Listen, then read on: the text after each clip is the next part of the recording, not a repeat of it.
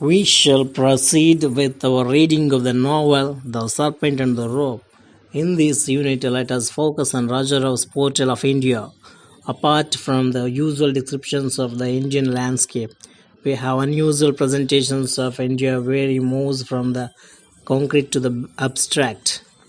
The actual realities of India do not seem to unduly concern Rao, for he is fascinated by the timeless India. Also note his vividly evocative pictures of France and England. And finally, I want you to recognize the unique achievement of Raja Rao in creating in The Serpent and the Rope a truly Indian novel, Indian both in its theme and technique. Portrait of India. Portrait of India. There are innumerable references to India scattered all through the novel. India is a major preoccupation of Raja Rao, and this is nowhere more evident than in this novel. References to the Indian landscape are no doubt present, as in the description of India as a beloved land of many mountains and cliffs, of cedars and deodars, of elephants and tigers, of pigeons that sing and owls that hoot. But more importantly, observe Ramaswamy's love for the land of his birth. For instance, what it is for Rama to be an Indian.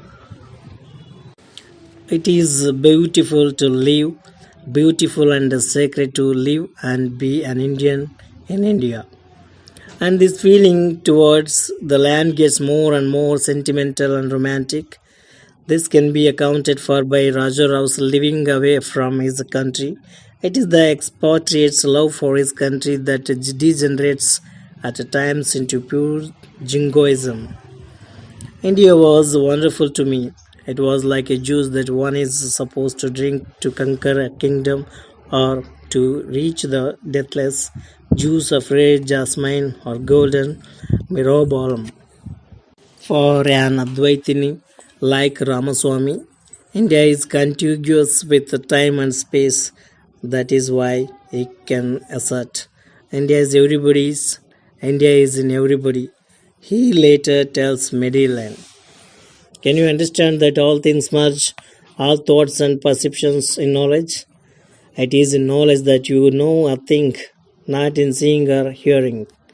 That is India. Gnanam is India.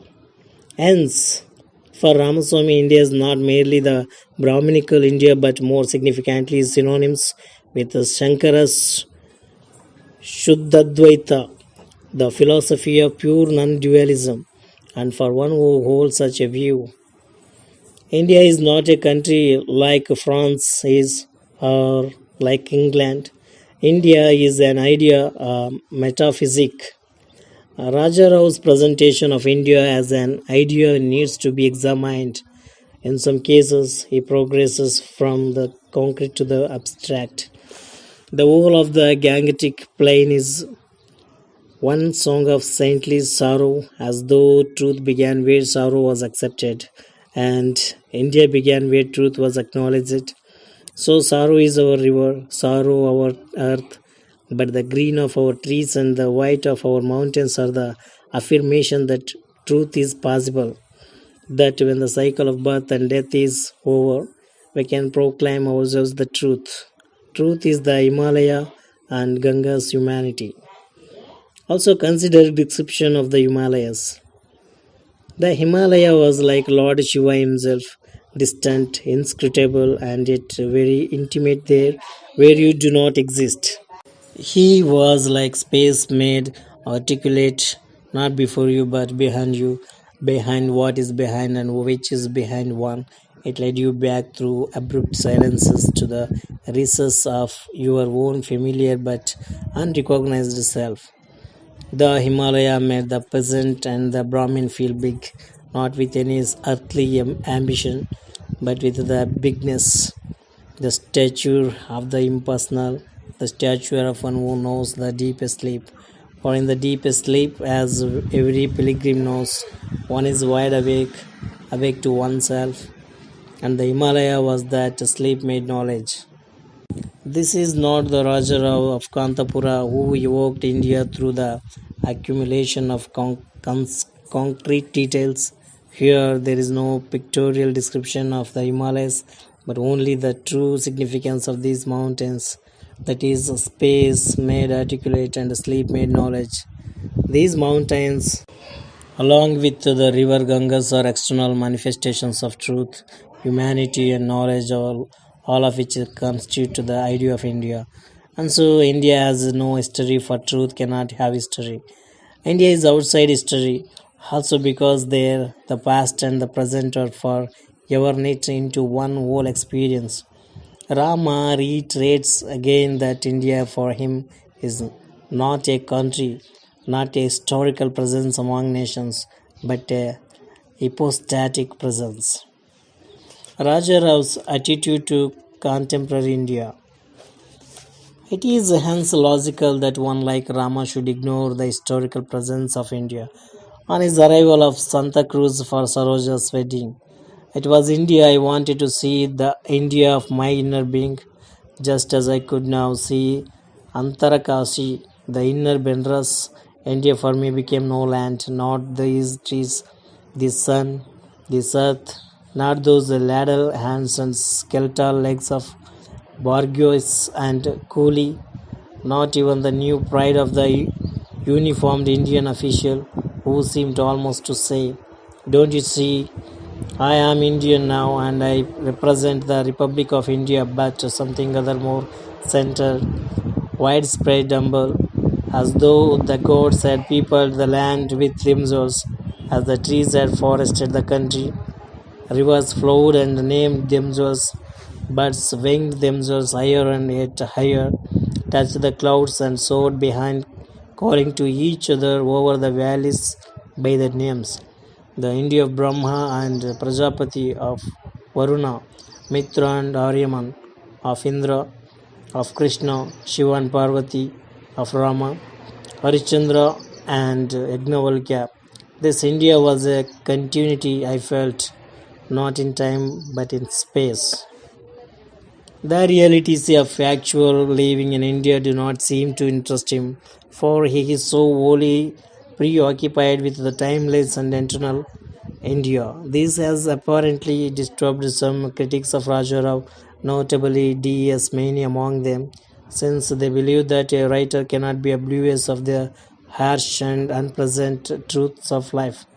To be fair to Raja Rao, it should be said that he is aware of these facts of life, but he deliberately plays down this India in favor of timeless conceptions of the country.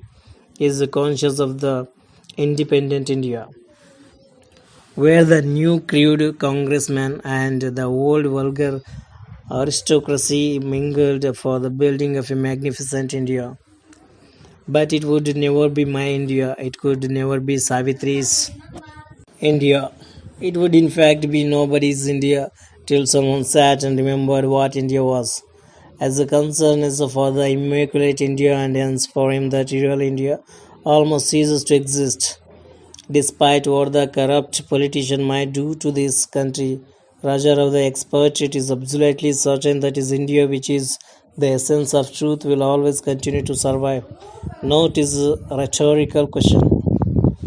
India would never be made by our politicians and professors of political science, but by this isolated existence of India, in which India is remunerated, experienced, and communicated behind history. As tradition as the truth, anybody can have the geographic, even the political India, it matters little. But this India of Kumaraswamy, who will take it away, I ask you, who? Not Tamerlan or even Joseph Stalin. Such an attitude has to be viewed in its proper perspective by taking into account the central concerns of Raja Rao. For him, man is more a metaphysical being, one who is involved in pilgrimage, which is a quest for truth. Without such a quest, man's life ceases to have any meaning. Of course, this metaphysical search has to be undertaken here and now while taking on all the responsibilities of being a member of a household and a large family. He has to pass through different stages in his growth towards self knowledge. Such is the life of the protagonist that is depicted in the novel, but it is the ultimate reality that is truly significant. for the novelist, and everything else becomes subsidiary to this quest of man. In view of this position of Raja Rao, we see him assert that truth is metaphysical and not moral. I hated this moral India.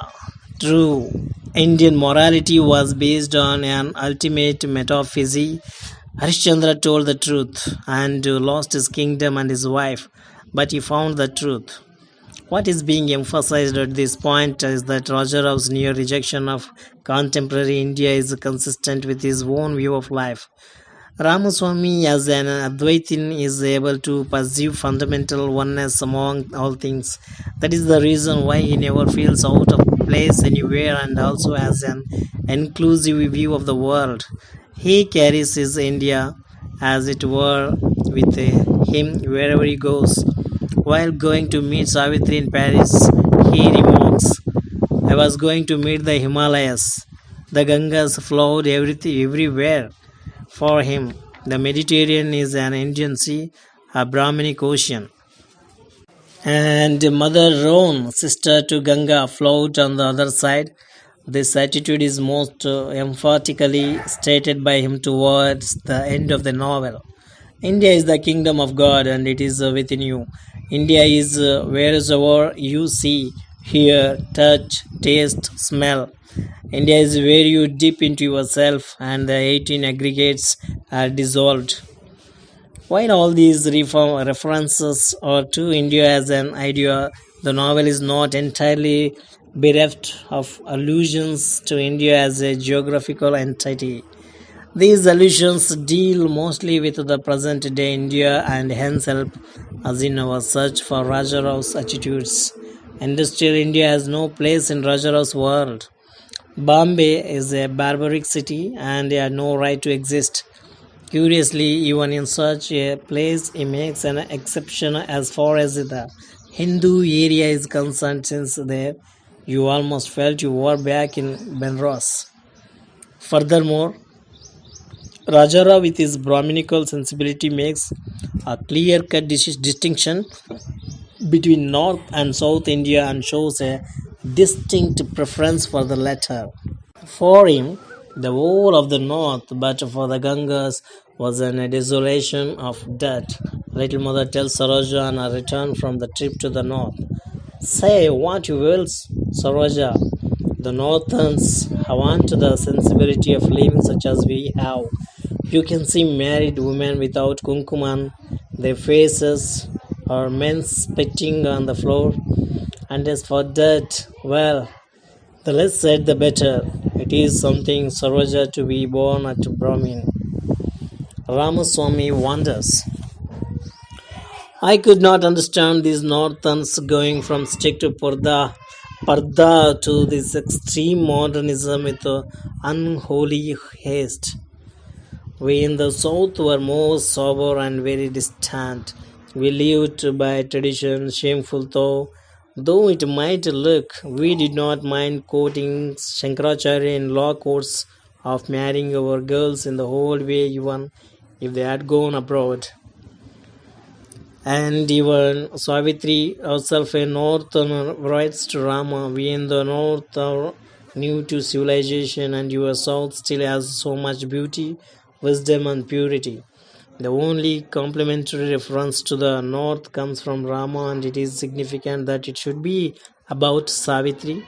He tells Lakshmi in London that you and I, who come from the south, we know too much. We shall never have such innocence. Savitri is a saint. This really means no change of attitude in Ramaswamy, for the person in questions is Savitri, who is always associated with all that is holy, good, and innocent. When such is this evidence, it is quite amusing to read R.K. Kaul suggesting that the views of the characters are not necessarily shared by Raja Rao. As a matter of actual fact, this propensity to glorify the Brahminical South is a positive outcome of his thematic concerns as seen in the novel. Evocations of France and England. At this point, it would be rewarding to briefly examine Roger Rao's evocations of France and England in the novel. Ramaswamy grows lyrical over France. It seems to be a rolling garden of carrots and turnips, a plane trees that made diagonal approaches to river and castle, and of long, white roads that went to the infinity of the three seas. And Paris somehow is not a city, it is an area in oneself, a concord is in one's being, where the river flows by you with an intimacy that seems to say the divine is not in the visible architecture of the orangery on the presence of the pond. Des arts, but where the trees would end, and even when the lorries have trundled over the cobbled streets with potato and onion, geese, lard, margarine, and cow's flesh, oranges, birds, Roquefort. In these descriptions, it is evident that the novelist is not merely trying to evoke France and Paris in concrete terms, but more importantly, sees them in their inner essence. Raja Rao adapts another mode to establish the spirit of the place as when he describes Montepalis in terms of its history, myths, and legends. In a similar vein, he rhetorically questions: does he who sets foot on the soil of France now he treads where St. Louis trod, walks where Henry IV rode, goes where the great Mistral walked, or that he looks at Mont Saint Victoire, which Cézanne made famous in violet and silver, in Venetian green and in Madrid, or that Pegu walked 88 kilometers from Paris to Chartres to carry the homage of the country of Beaune to the Queen of France. Here is an outsider's view of France that can easily pass for that of an insider. Such is Raja Rao's sympathy, understanding, and intellectual awareness of country not his own. Similarly, Ramaswamy goes into raptures over the river Cam. The Cam had flowers floating on it, and boats and the laughter of the very young. The Cam seemed never to have grown old, even though the buildings were so aged. For the Cam, like us men and women, flows right in herself, outside of history. Who, after all, could write the history of the Cam? For she was certainly there before man came into the British Isle, and she will be there even if the whole of England join the European continent. The Cam is silent and self-reflective. It teaches you that history is made by others and not by oneself. Trinity may have a bridge over the Cam, but the Cam has no bridge. The Cam is a river that lives on giving dreams. Also observe his reflections on the Thames. What an imperial river the Thames is. Her color may be dark or brown, but she flows with a majesty, with a maturity of her own knowledge of herself, as though she grew the tall towers beside her and building rose in her image. The landowner is eminently good, is so warm. He is indeed the first citizen of the world.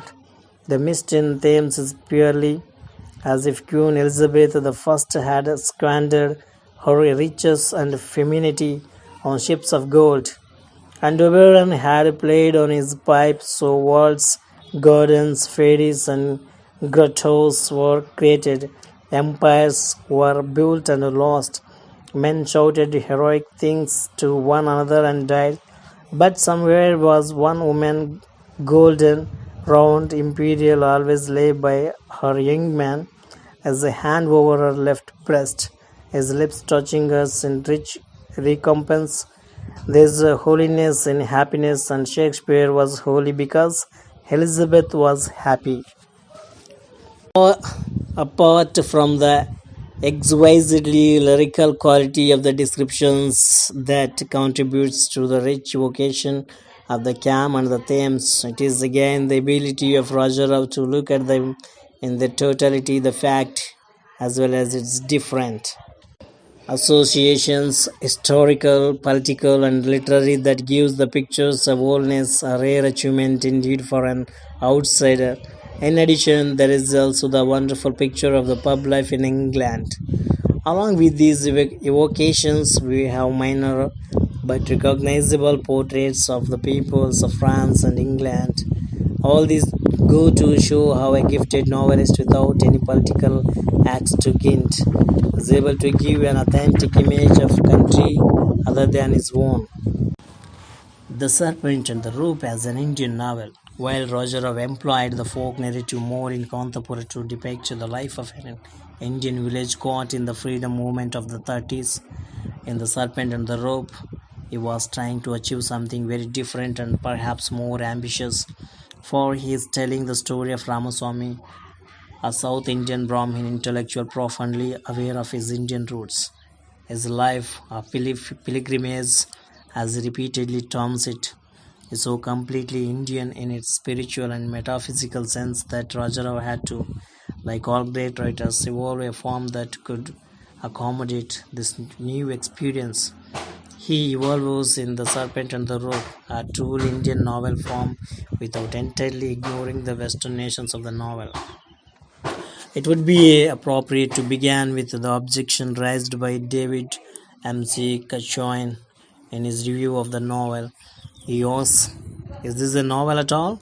Because, in his view, in The Serpent and the Rope, all the central concerns of the Western novel are absent: social relations, psychological motivation, characterization, judgment, a passion for the concrete. That a perspective critic like David Dempsey Cachon chooses to view the novel from an accepted traditional point of view brings home the truth in the clutch that habits die hard even among literary critics. The dominant strain in the novel is reflective and meditative, but to suggest, as M.C. Cachoin does, that all the features of the Western novel are absent in The Serpent and the Rope is to ignore the rich content of life in the novel. Social relations, for instance, are not entirely absent in the novel. The joint family system prevalent in India receives considerable attention at the hands of Raja Rao. We see how after his father's death, Ramaswamy has to assume the headship of the family, and how in his absence, a little mother taken on this role. All these intricacies of this position are clearly brought home to us in the responsibilities, obligations, and duties as evident in the Ramaswamy performing the last rites of his father, and then the marriage of his sister Sarvaja. Also consider his relation with the peasants of his village. Hariharapura, the spontaneous show of affection, reverence, and pride in the peasants towards him speak of the enduring ties that exist between him and his tenants. However, this is not to assert that social relations between individuals are depicted as extensively as, say, in a novel of Dickens. Psychological motivation is imperative in a work where we have relationship between human beings, and it is this motivation which provides the thrust for both their actions and growth. To indicate that in this novel such a psychological motivation is absent is to betray basic ignorance of the complexities involved in a marriage, especially between two persons of different races. A thorough delineation of the Ramaswamy Medellin marriage that we have in the novel would not have been so possible without Raja Rao paying adequate attention to the psychological motivations in the two. The crisis in their relationship is shown to be motivated entirely by the impact of the death of the second child on Madeline. Unlike most characters in fiction, Rama's growth is conditioned by his metaphysical search, but this search is without any doubt motivated and assisted by his encounters with the two women, Savitri and Madeline. In a novel with a host of characters, the author cannot escape from what is normally described as characterization. Raja Rao's major characters are Ramaswamy and Madeline, and in his portrayal of these two, the emphasis falls mainly on their inner conflicts and inner problems. The inner being receives all the attention, and this is quite legitimate, keeping in view the central concerns of the novelist. But this is not to suggest that he ignores the exterior, for we know what Ramaswamy looks like, and we are even told of no Madeline's hair smells. Georges is another rounded character, though persons like Little Mother, Saroja, Uncle Charles, Tante Joby are all flat characters, only because there is a different conception of characterization. The novel cannot be said to have ignored characterization as a technique. The next objection is that in the novel there is no judgment. Whatever may be the form that a novelist employs, he can never escape from judging his characters unless he is a writer without a sense of responsibility and a creative conscience. Raja Rao is not merely presenting Madeline and Savitri as women, but is judging them from his own standpoint, the Brahminic and the Advaitic, and finds the former wanting. Though there are references to other religions, most notably Buddhism, among them, it is the worldview of the Advaita philosophy that is upheld in the novel. The final point, that a passion for the concrete is absent in Raja Rao, is perhaps the most valid of all M.C. Kashan's objections.